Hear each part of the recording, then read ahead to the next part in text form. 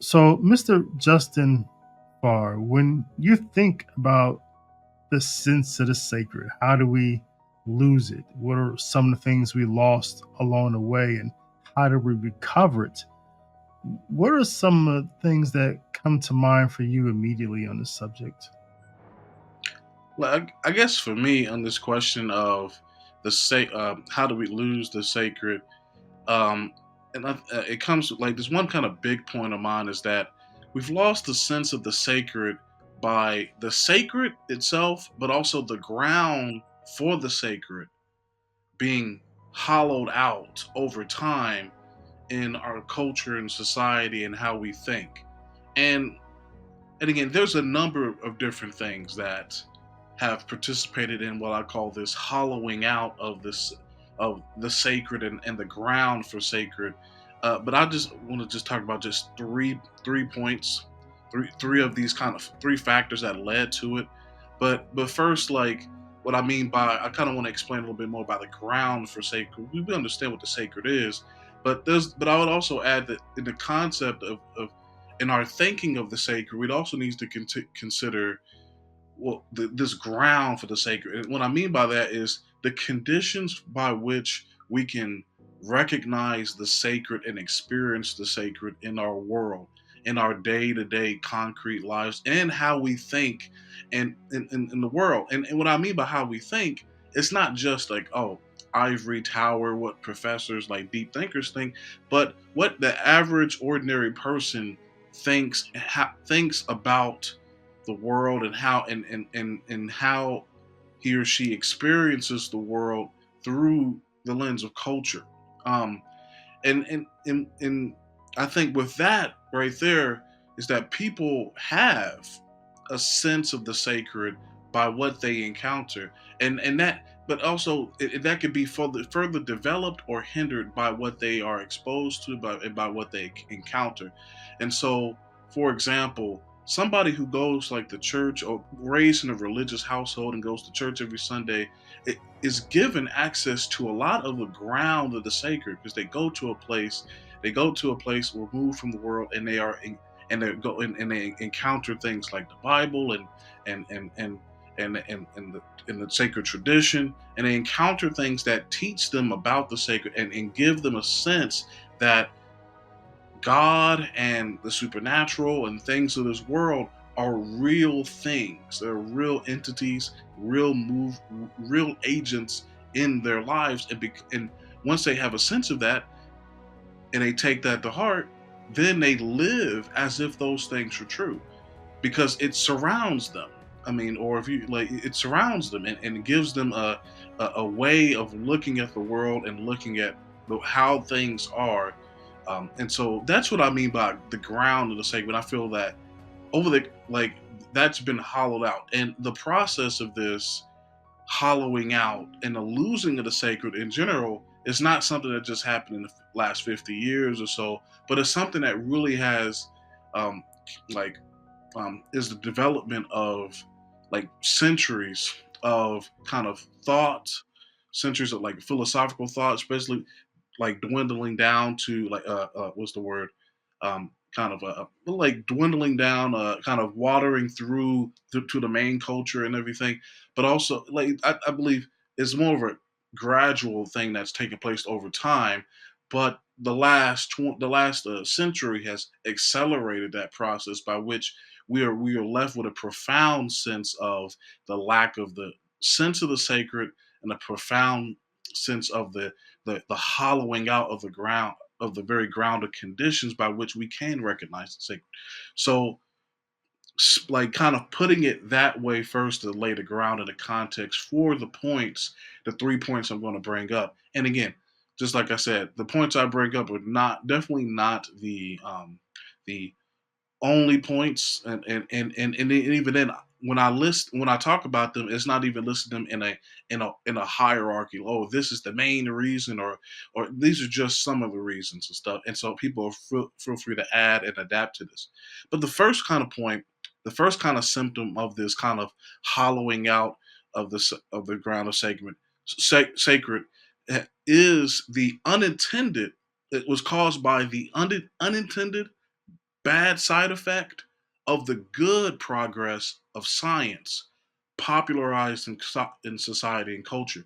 And so, again, the sciences and the progress of sciences and the finding out and discovery about the natural world, those are good things. That's a good thing. In fact, it comes out of the Catholic tradition.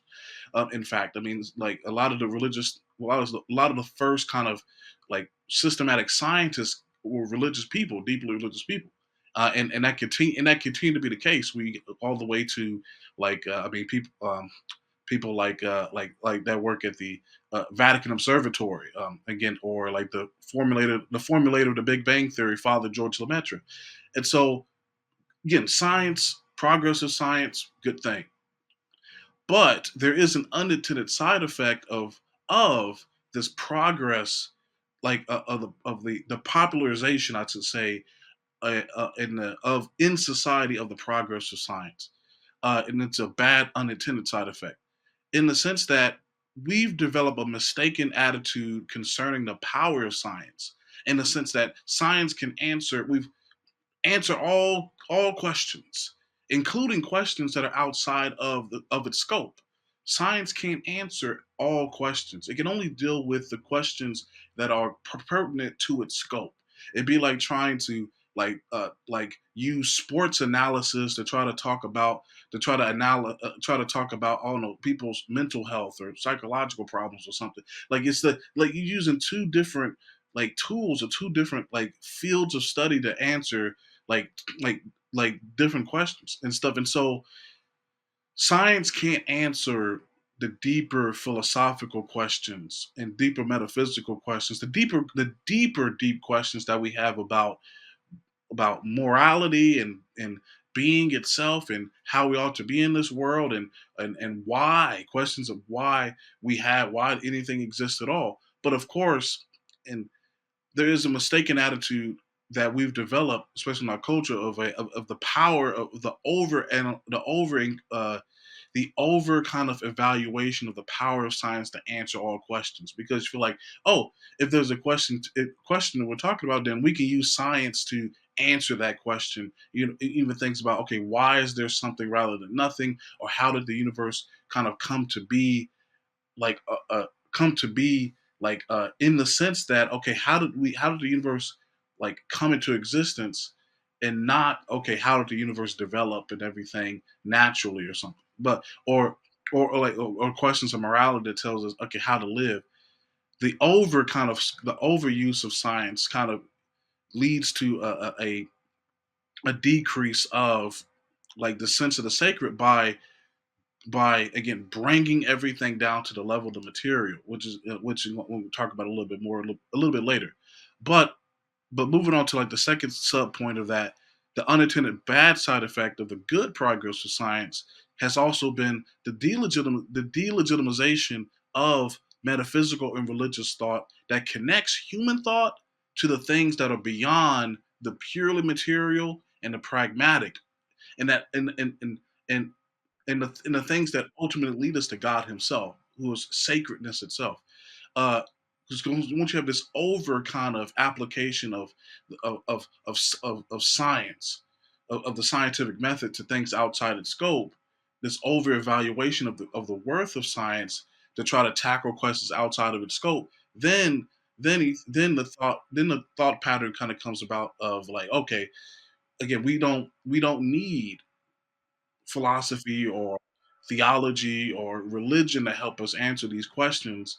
All we need is science and stuff. And so, anytime people bring up, okay, a more a metaphysical or philosophical point of view, that's kind of pushed off to the side as that's not really useful because science gives us all the answers. So, if science gives us all the answers, then obviously that can lead to a delegitimization of other forms of human knowledge that can help us get to the truth, um, which includes again other areas that help us get to the truth, which also help us to recognize the sacred in our lives, which is again understanding metaphysical truths leads us to understanding, or helps us to kind of grasp the mystery of things, the mystery of being itself, and it ultimately lead us to God Himself, which again He is sacredness itself.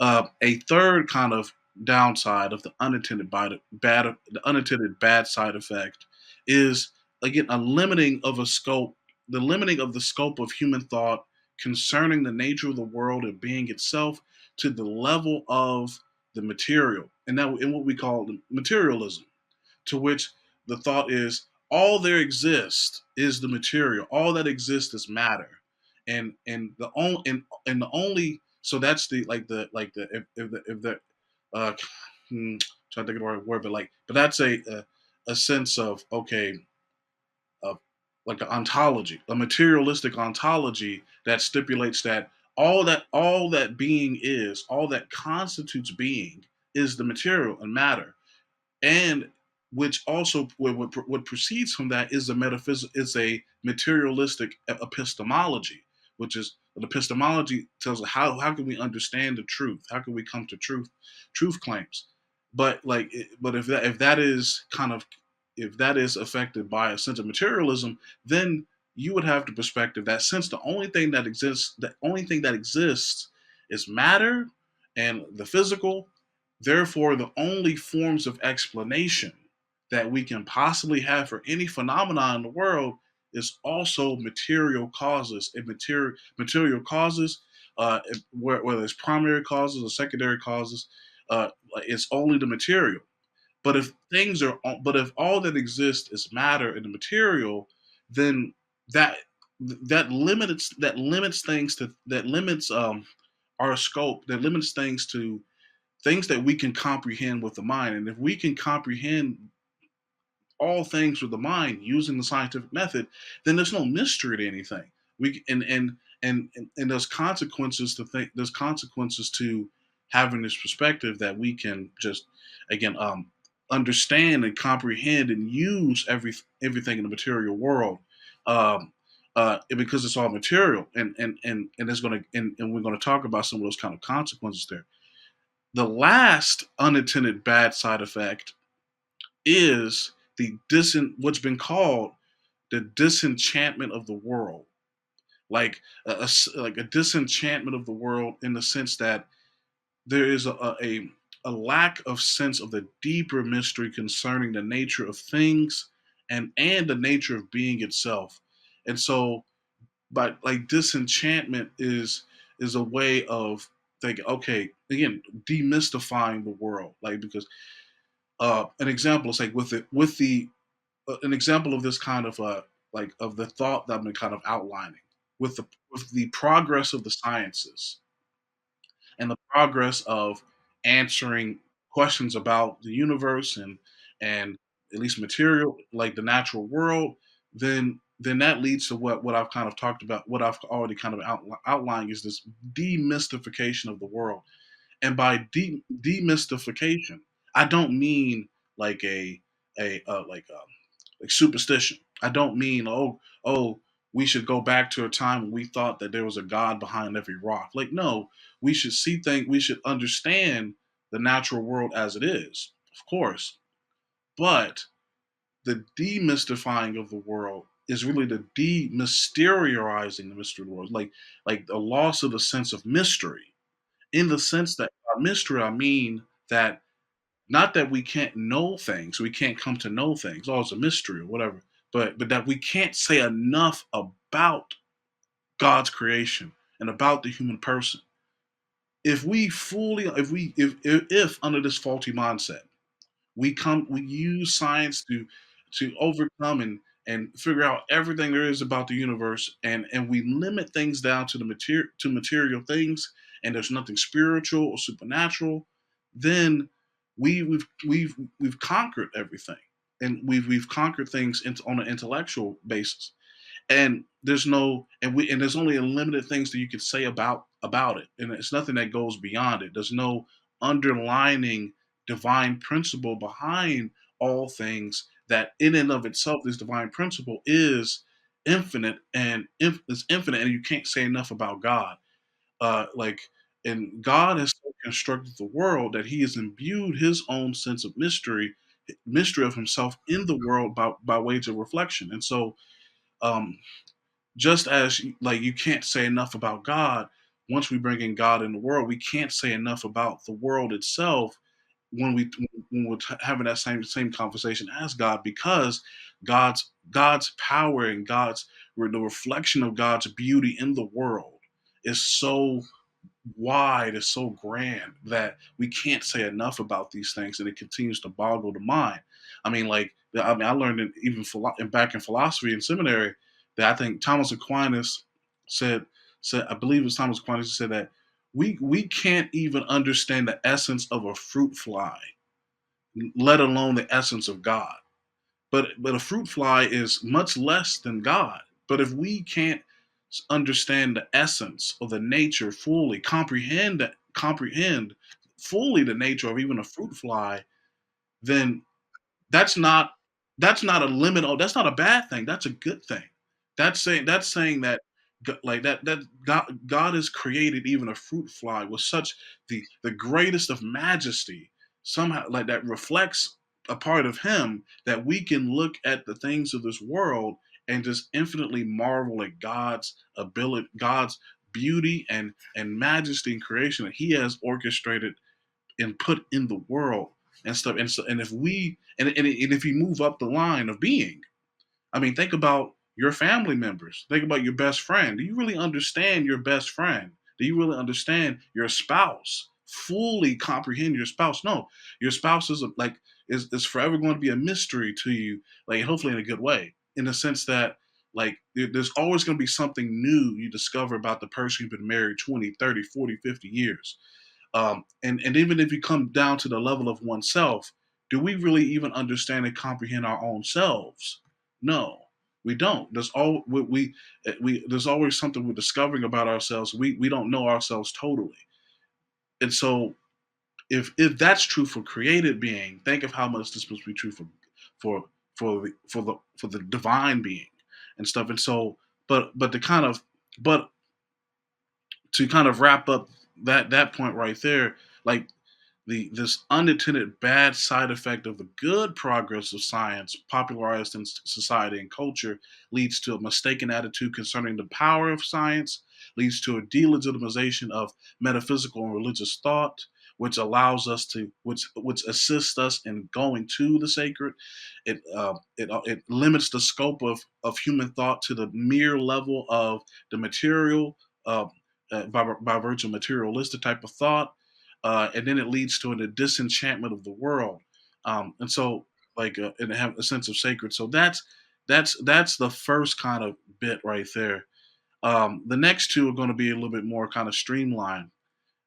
The other kind of the other way we've kind of hollowed out the sacred is, especially in the 20th century, is with the havoc, just the havoc of like the World War I, World War II, the Vietnam War, the Korean War, all the wars of the past 20th century, and with the havoc of atheistic communism, of atheistic communist states killing millions upon millions of people, and in China and Russia, like being the former Soviet Union, in which like millions and millions of people were just slaughtered.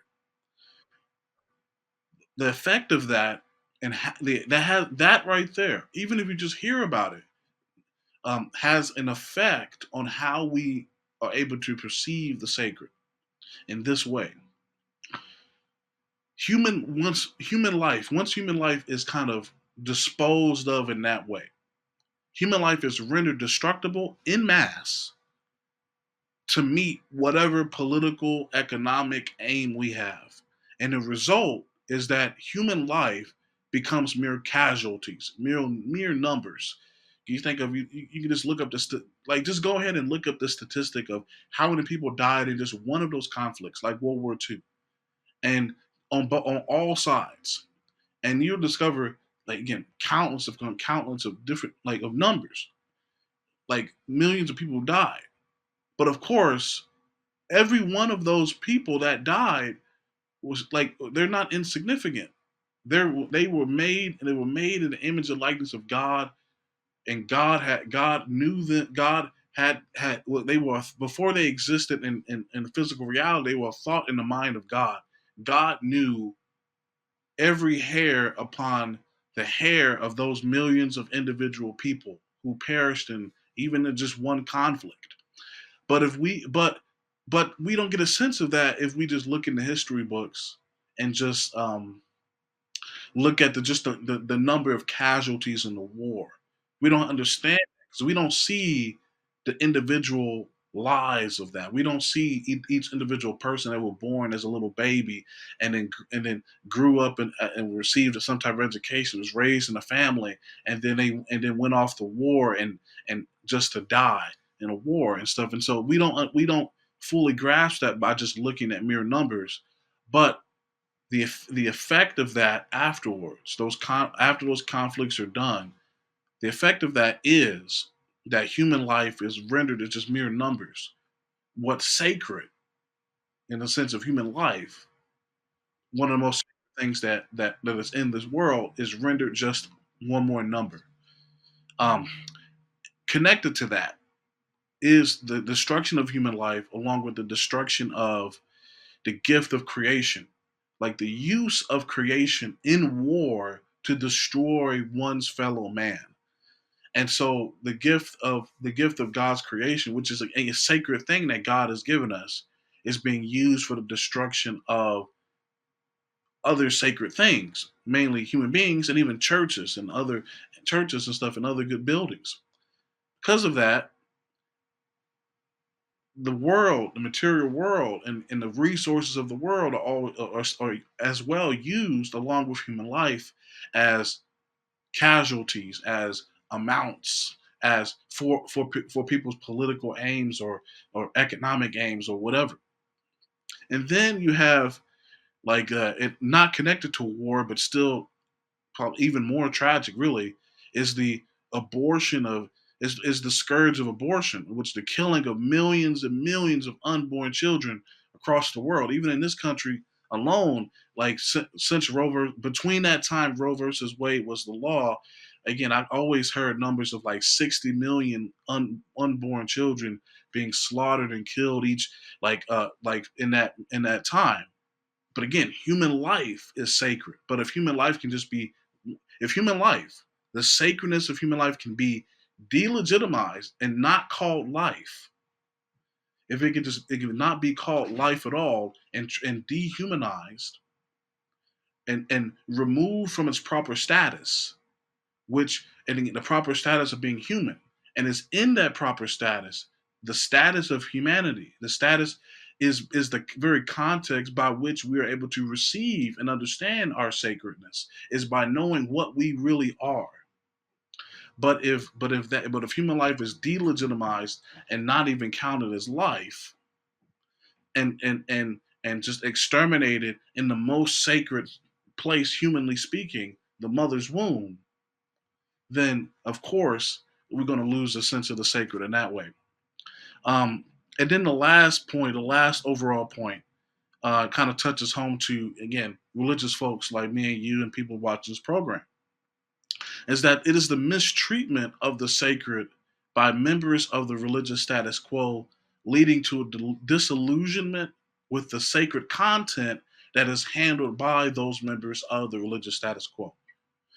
Me by that is that the scandalous and harmful actions of some religious leaders and people, the complacency of the favorite kind of or kind of privileged kind of status or in society that some religious institutions had, the failure of the failure of different initiatives, even well-intentioned initiatives that sought to kind of, again, keep people in the fold of the church, people in the fold of like biblical religion, that ended up looking like a reflection of the world.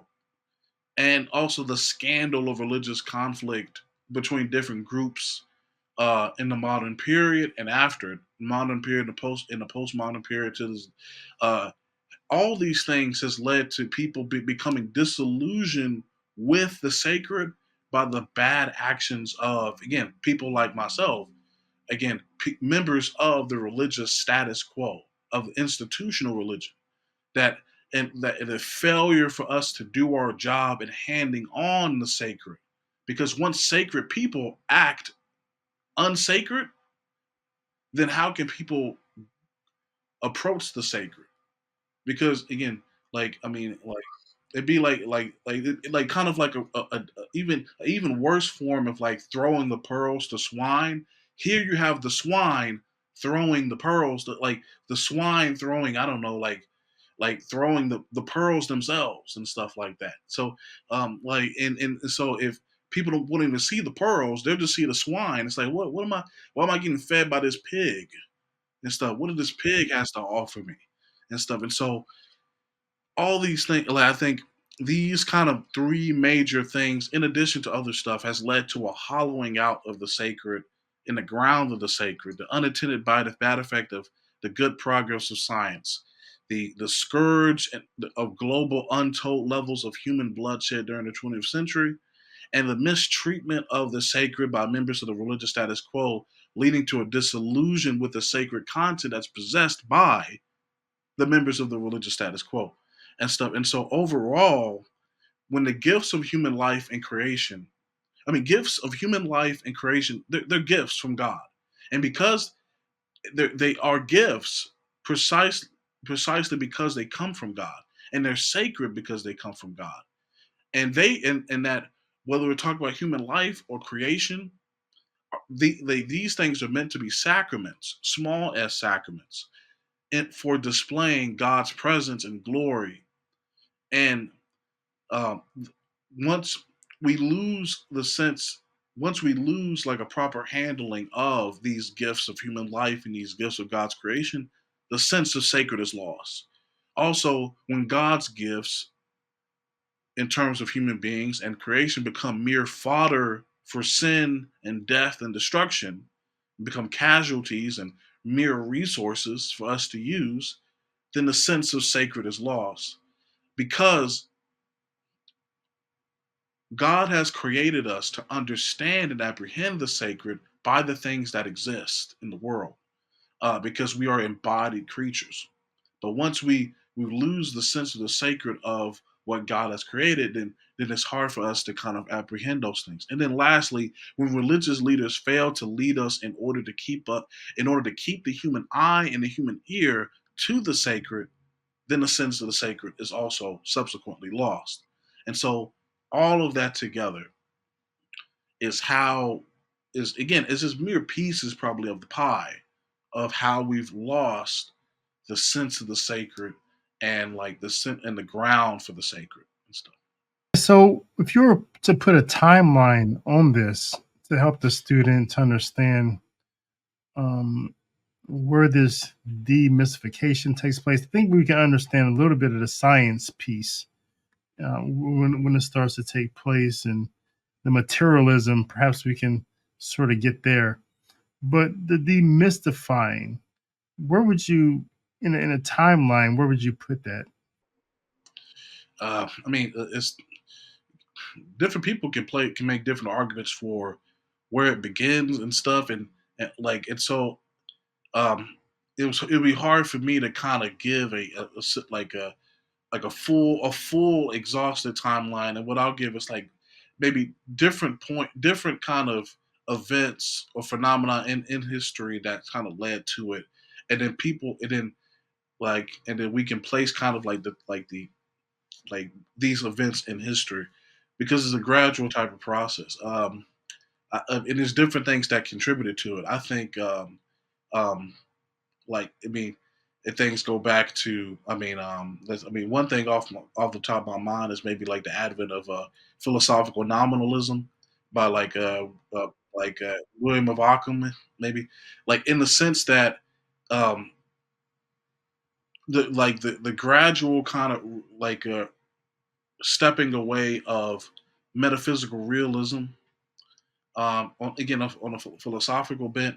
Um, like so when it comes to like nominalism, in the sense that things don't have like we can things that in and of themselves don't necessarily carry within them the essence of their own being. Instead, things are what they are by us like placing nom nomines to them in Latin, or the different names and stuff from which you get nominalism, in the sense that okay, things are not what they are by their substantive construct. Things are what they are by what we merely name them to be. Um, so like if things are what we merely name them to be, then then that can lead to us again placing any value on on the things that we see. Instead of respecting what's there, we can put whatever we want to be there because we because things are just what they are. And then also and then so that's another thing. So that's like in the medieval period. Another thing you have is of course I mean like the like at least the ultimate effects of the turn of the subject to in terms of Cartesian thought to where like the turn of the subject away from kind of looking out into the world and perceiving the truth that's there to turning inward on the self in that first work, turning inward into the subjective self in sense that okay, the most real thing that we can get to before we talk about anything else is the thinking self. And so the I and so if you could take away everything just like Descartes did and only kind of think of like the thinking self as like the only is the thing I can only prove that I myself am thinking, then that forms that is the groundwork for the like philosophical idealism, which kind of gradually moved us away from like a metaphysics that's grounded in the real. And so and again that's taking place in in the modern period and stuff in like the 1500s 1600s and then from that point on the developments that come out of idealism to all the different philosophical thoughts from from from like that period of like the modern period of the 1500s 1600s all the way up into the 20th century. You have successive modes of thought that when they trickle down into society become ways by which we can lose the ground of the sacred.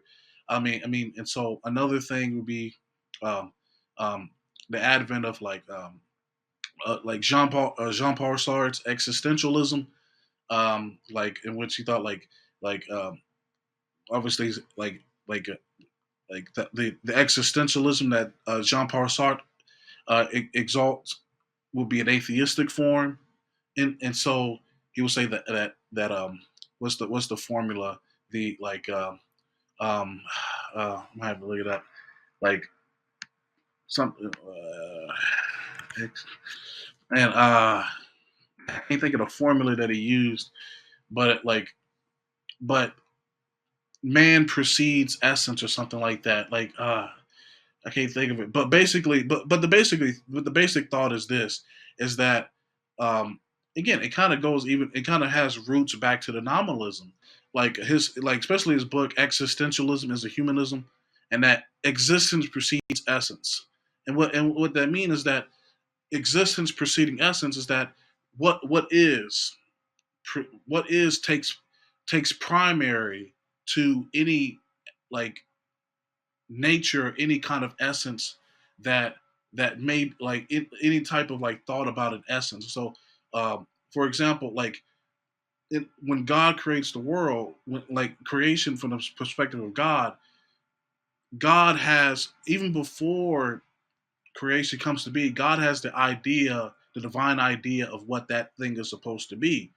And once he has that idea about what that thing is supposed to be, he creates that thing in the world, and then that world is attached to the idea of what that's supposed to be, what that ought to be, and stuff. Take human nature. Human nature is a specific thing that's tied to how God. It's tied to the divine ideal of what God has intended human nature to be. But if existence precedes essence, then we as human beings can define our own essence. So instead of adapting ourselves to how God has created the world, we exist, and thus we create our own sense of the way things are, including human nature. All of and so that has and these types of thoughts has consequences. And so and that's going and then Jean Paul Sartre takes us to the early to mid 20th century.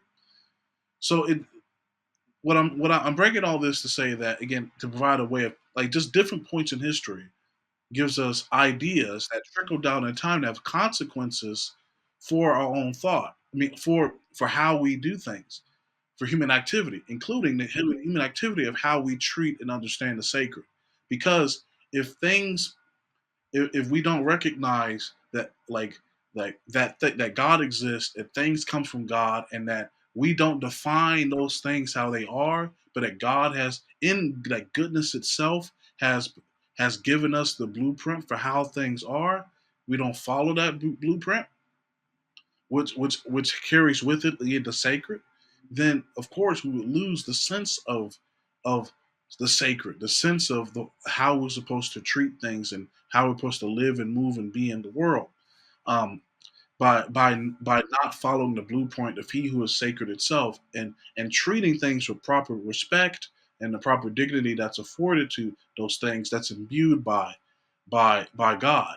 And most chiefly when we fail to recognize the dignity God has imbued within creation itself as a gift, and most preeminently the dignity that's within our fellow human beings as icons of the Imago Dei, icons of God's image.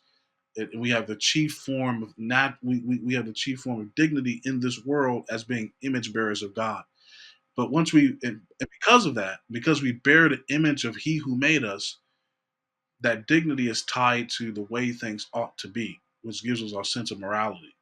And but once we lose these things, then we also lose the sense of the sacred. So again, that just going through just different points in history with different thought from history, going from like the medieval period to the modern period to the early 20th century, just kind of different. So this is a very gradual process.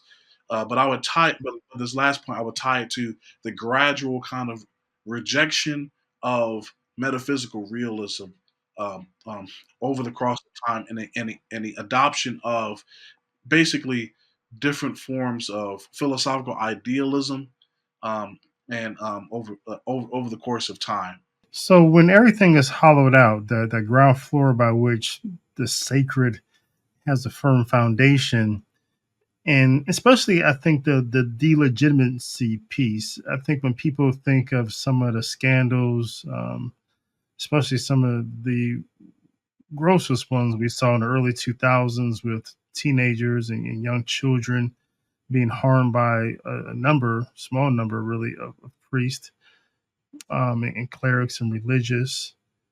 And throughout history, I think people have had critiques, whether it was the some aspects of the Inquisition, some aspects of the Crusades, some aspects of this or that, some things that happened in the church.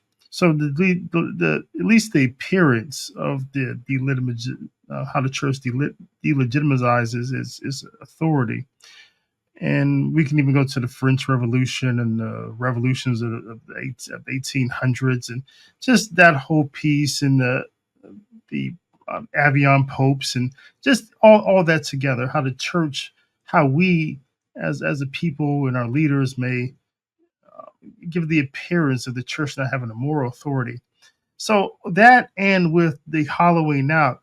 So when the world comes to, especially in the United States and a lot of the West, when it comes to this idea that we have these rights, whether they're voting rights, the right to abortion, the right to um, euthanasia and assisted suicide, all these rights that we're coming up with that seem to be just antithetical to just what we're created to be as humans.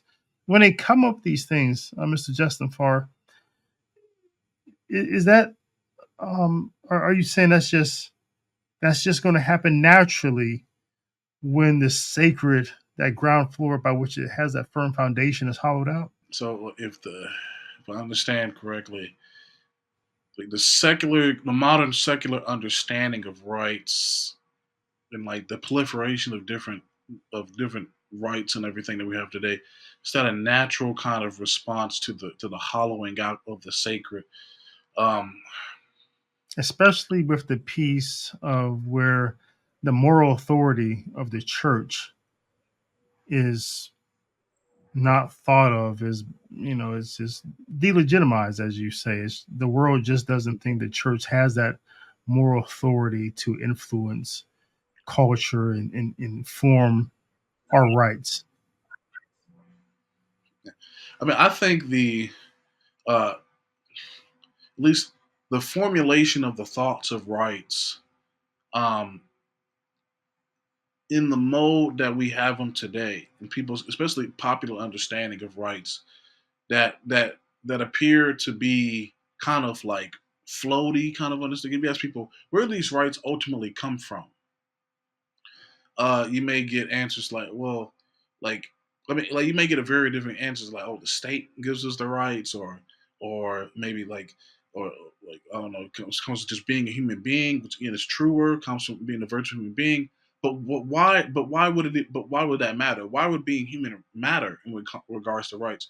Why do we have rights that animals like other life doesn't seem to kind of have? I mean, um, and so I think if anything is kind of like a natural result from the hollowing out of the sacred, this loss of sense of God, it is a thinking, a sort of thinking about rights you may find today that that understands rights in a kind of divorced way from ultimate principle, from something that ultimately supplies the reason for those rights, and that thing helps us to understand what is legitimate rights from not from like a false understanding of the rights that we have.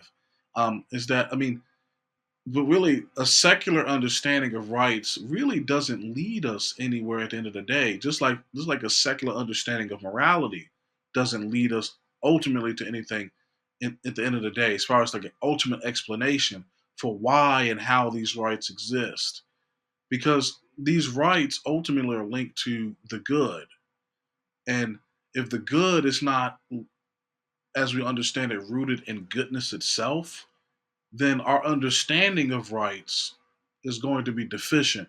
Is going to be kind of just rights just kind of exist, kind of there, like either it's floaty, it's just kind of there, and and there's no kind of grounding. We just everybody just kind of have them, or the state grants us the rights, or whatever, or or we just have them by virtue of being human beings, or it's like who like if it's not rooted ultimately in the objective truth, and he who is objective truth, then we're gonna, just like I said, end up with like a problematic understanding of rights that leads us to like even taking away legitimate rights of other people. Um, um, because like if the foundation is in something other than God, then ultimately like it's going to fail us at the end of the day. So I think like rights as we like a secular understanding of rights that we have today, the understand that secular understanding of rights is a natural result of the kind of hollowing out of the sacred, because if we understand the world to be a sacred place and everything, and for us to be as sacred human us to be sacred by virtue of being created in the image and likeness of God, then that impacts how we view rights, because our right, if we understand as ourselves properly first as being made in the image and likeness of God, then that will give us an outlook as to what rights we actually have. If we don't understand that, then we develop an understanding of rights that conflict with the will of God and the way God has created the world. Ergo, so-called rights to abortion, which again go against God's creation, rights to gay marriage, which goes against the natural law and goes against what how God has created marriage to be, and so on and so forth. These things like um, rights to say blasphemous things and so on. It's like those things are not true rights because they don't proceed from the good. They don't proceed from true freedom. And freedom is not doing whatever you want to do. Freedom is doing what you ought to do. Freedom is acting in accordance with is proper to one's nature. And ultimately in accordance with the truth. So that's what I would say to that. And so, Mr. Justford, this is our last question, and it's catechesis and instruction. Just would you be able to outline just like some quick points about how we can recover or regenerate, as Catholics? How can we participate in the grace of God to regenerate that hollowing out? Yeah. So yeah, appreciate the question. Is good, and I appreciate my time here. Um, yeah, I think again, like these kind of brief ways, again, not exhaustive by any means, but they're just there to kind of that they're there to kind of help us stir the pot to lead us into this restoration of the sacred. I mean, first we have to recognize that though we have lost the sense of the sacred has never truly left us completely. It has always remained with us chiefly. The sacred has always remained with us chiefly in the most sacred thing that we possess in this world.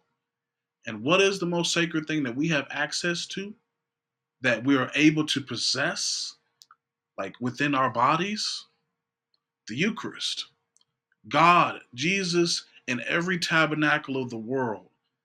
Jesus as God in the Eucharist is sacredness itself. Like churches are sacred because primarily because of one thing: the Eucharist and the offering up of the Mass, the source and summit of our faith, the Eucharist. Everything proceeds from that. And so that right there is the sacred. We still possess that. It is there. And God is not going to leave us, therefore the sacred is not going to leave us. But of course, even though the sacred objectively exists among us, we can subjectively miss out on how the reality of that. Um, and so that's numero uno.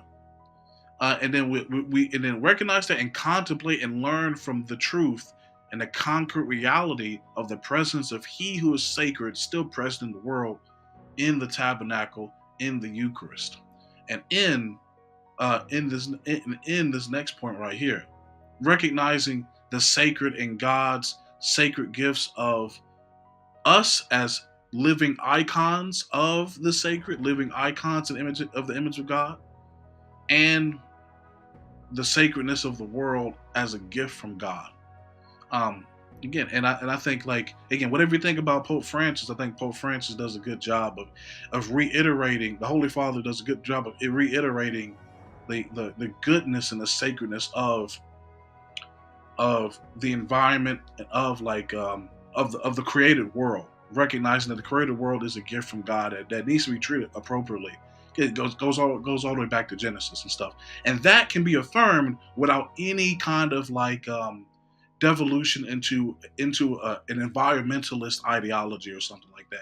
You don't need to be an environmentalist ideologue to recognize that again the world and God's creation is sacred and beautiful.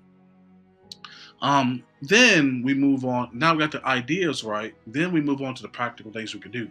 First, we recognize. First, we use the treasury of the sacred that's found in the church in terms of the sacraments and the sacramentals, and we use these things to bless the world in a recovery type of mode. Bless things and people. If you're clergy, bless anytime people come up to you for like to bless something, bless it, like bless people's houses. Go like, free. I mean, like you got the power to bless things. I wish I had the power to bless things. I'd be blessing stuff and people all the time if I could and stuff. And so, like again, use the church's treasuries of the sacraments and sacramentals to bless the world and reclaim it for God. You got to sling that holy water all over it to repel like the domain of Satan and recover it for the domain of God. Then teach people to develop a sacramental vision of the world and being, because you got to teach them how to recognize the signs of God in the world with the Bible and sacred tradition.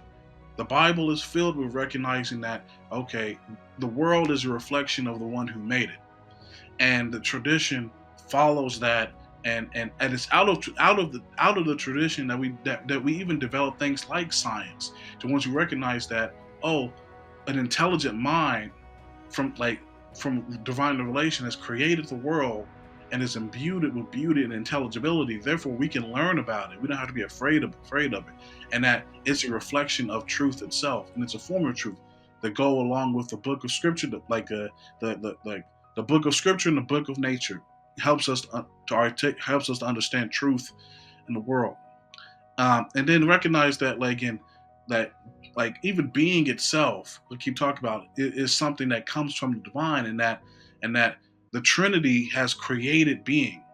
The Trinity itself. Well, put it this way: the Trinity itself, Father, Son, Holy Spirit, God is being itself. Before anything, being existence itself is a dynamic reality of interpersonal relationship between Father, Son, and Holy Spirit. And so God has imbued the Trinity, like the Trinitarian reality of His essence in the world, because the world itself is a product of that Trinitarian essence. And so recognizing that, and then and that's Trinitarian ontology, something we learned about in seminary, like this past spring. And then lastly, restoring a sense of the mystery over and against the overexposed nature of the internet and social media and today. Again, social media, internet, good things, good things. We're using it right now. So there's nothing. So we don't need to condemn those things. Those are tools. But an unintended side effect is that everything is shown. Everybody's got a smartphone. Everything is shown on the internet, from like all the way down to the human person, in terms of the terribleness of pornography and stuff like that. Like everything is shown, everything is right there in your face, ready to be consumed. When everything is shown and ready to be consumed, then what's there is lost the sense of mystery. Like, because everything is shown as full view, then there's no room for God's mystery in the world. Mr. Justin Farr, thank you for this catechesis and instruction on returning to the sacred. All right, thank you.